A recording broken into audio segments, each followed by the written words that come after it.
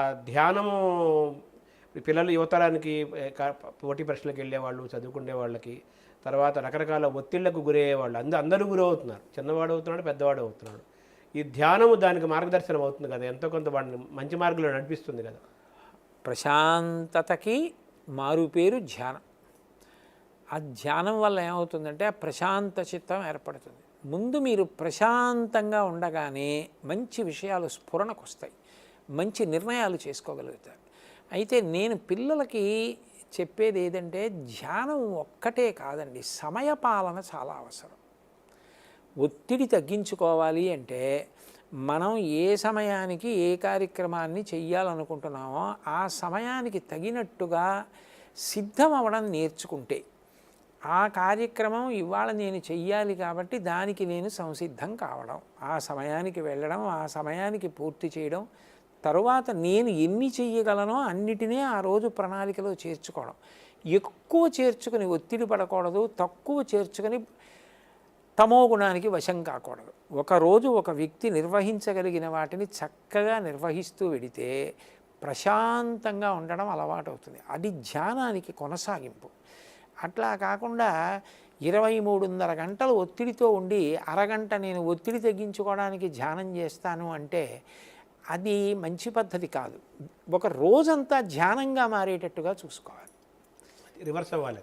ఏ పని చేస్తున్నారో దాని మీదే దృష్టి నిలబడాలంటే ఒత్తిడి పరిహరింపబడాలి. ఒత్తిడి తగ్గాలంటే ఇప్పుడు నేను ఈ పని చేస్తుంటే ఈ పని ఎంతవరకు చేయాలో అంతవరకు చేసి నేను మళ్ళీ వెళ్ళి ఇంకో పని చేసుకోవడానికి కావలసినట్టుగా ప్రణాళిక చేసుకున్నాను అనుకోండి, ఒత్తిడి ఉండదు. నేను ఏది చేస్తున్నా దాని మీద దృష్టి పెట్టి చేయడానికి నాకు అవకాశం ఉంటుంది. అదే ధ్యానం. అప్పుడు ధ్యానం విస్తరిస్తుంది అంటాను నేను. అంటే ఈ ధ్యాన తపో యోగ మార్గాలు ఉన్నాయి కదా, ఇవన్నీ ఒకదానికి కొంత మనం అలవాటు అయ్యే కొద్దీ మిగతాయి కూడా ఒక్కొక్కటి మనకు మన జీవితంలో ప్రవేశిస్తాయి కదా. అవి జాతిని, సమాజాన్ని, వాళ్ళ జీవితాలని సక్రమంగా మార్చడానికి ఉపయోగపడతాయి. ఈ క్రమంలో భగవద్గీత పరంగా మీరు ఎంత ప్రయాణం చేశారు? భగవద్గీత అనేటటువంటిది ఆచరణాత్మకమైనటువంటి గొప్ప విషయాలతో కూడుకుని ఉంటుందండి. అపోహలు, అర్థం లేని విషయాలు, ఇటువంటి వాటినన్నింటినీ కూడా నిర్ద్వందంగా ఖండించి యథార్థంగా మనం చెయ్యవలసిన కర్తవ్యత నిష్టని మనకి నేర్పుతుంది. ఇది నువ్వు చెయ్యాలి, ఇది నువ్వు చెయ్యకూడదు. తెలిసి కానీ తెలియక కానీ ఇలాంటిది పట్టుకుంటే ఇలా జారతావు, తెలిసి కానీ తెలియక కానీ ఇలా పట్టుకుంటే ఇలా పైకి ఎక్కుతావు. దీన్ని చాలా అందంగా చక్కగా బోధ చేస్తుంది భగవద్గీత. అందుకే అది నాకు ఆచరణాత్మకంగా అనిపిస్తుంది. చూడండి, ఒక శ్లోకం ఉంటుంది, ధ్యాయతో విషయాన్ పుంసః సంగత్ శిశూపజాయతే సంగాత్ సంజాయతే కామః కామాత్ క్రోధోభిజాయతే క్రోధాత్ భవతి సమ్మోహః సమ్మోహాత్ స్మృతివిభ్రమః స్మృతిభ్రంశాత్ బుద్ధినాశో బుద్ధినాశాత్ ప్రణశ్యతి. అనవసరపు విషయం జోలికి వెళ్ళి దాన్నే పట్టుకుంటే ఎంత వేగంగా జారిపోయి ఎక్కడికొచ్చి పడిపోతాడో చెప్తుంది. ఒక విషయాన్ని పట్టుకోవలసిన రీతిలో పట్టుకోవడం చిట్ట చివరికి ఏ ప్రయోజనానికి కారణమవుతుంది అంటే ఏడవలసిన అవసరం ఉండదు. అసలు భగవద్గీత ప్రారంభమే అది కదండి.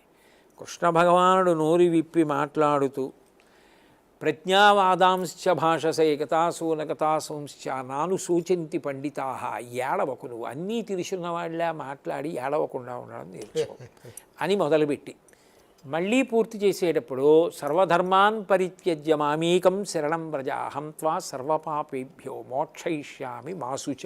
ఏడవద్దు, ఏడవకు మధ్యలో భగవద్గీత. అంటే అసలు భగవద్గీత పట్టుకున్న వాడికి ఆచరణాత్మకంగా భగవద్గీతని మనం ఉపయోగించుకుందాం. ఇది కథ కాదు, ఇది ప్రతి శ్లోకం పట్టుకుని అనుష్ఠానంలోకి తెచ్చుకోవలసింది అన్న కోణంలో భగవద్గీతని పరిశీలించి అనుష్ఠిస్తే ఏడవలసిన అవసరం ఉండదు. అవధానాలు ఇంకా మీరు చేస్తున్నారు? 4 ఏళ్ళైంది మానేశారు. ప్రవచనాలు కేవలం ప్రవచనాలు మాత్రమే. అవధానాలు మానేశాను, భువన విజయాలు మానేశాను.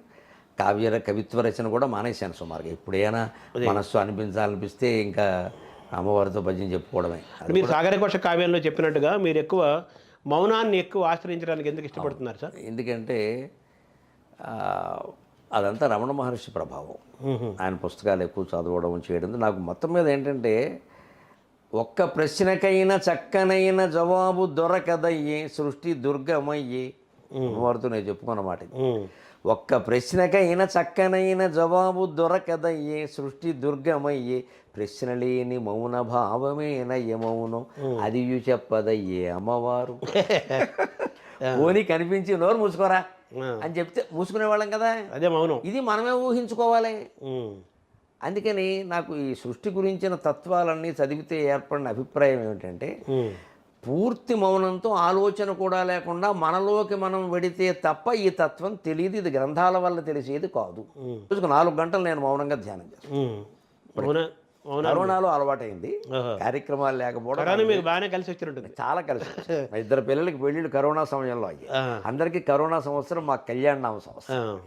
అప్పుడు నాకు ఆ మౌనం అంటే ఉండడం అలవాటు. ఇది దీన్ని సద్వినియోగం చేసుకుందాం, ఊరికే ఏదో ఈ కరోనా గురించిన వార్తలు చదవడం కంగారు పడ్డం కంటే చేసుకున్నాను. అది అలా అలవాటు అయిపోయి ఇప్పటికీ ఇంట్లో అప్పుడు అరగంట అప్పుడు 1 గంట చొప్పున నాకు కొన్ని 3 గంటలకు ఒకసారి కేటాయించుకొని 4 గంటలు మౌన ధ్యానంలోనే ఉంటాను. అవధాన విద్యకు పద్మశ్రీ వచ్చినందుకు మీరు ఎలా మీకు అనిపించింది సార్ ఆ సందర్భంలో? ప్రకటించినప్పుడు లిటరేచర్ అండ్ ఎడ్యుకేషన్ అనే అన్నారు.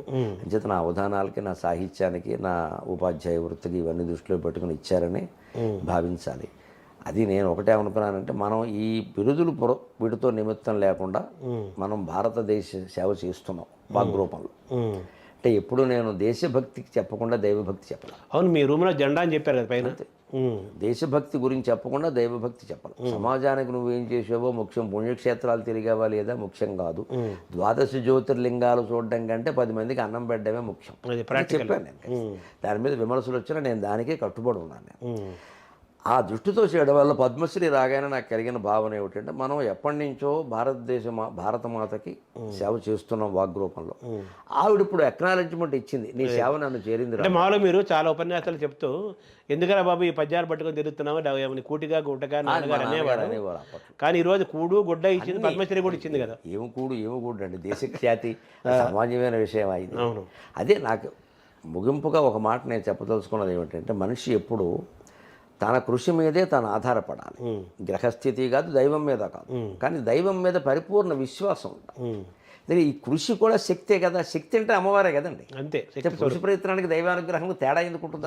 అవును, ఒకటే. దైవానుగ్రహమే పురుష ప్రయత్నం రూపంలో ప్రసరిస్తుంది. అంటే దైవానుగ్రహం కావాలన్నా పురుష ప్రయత్నం ఉండాలి.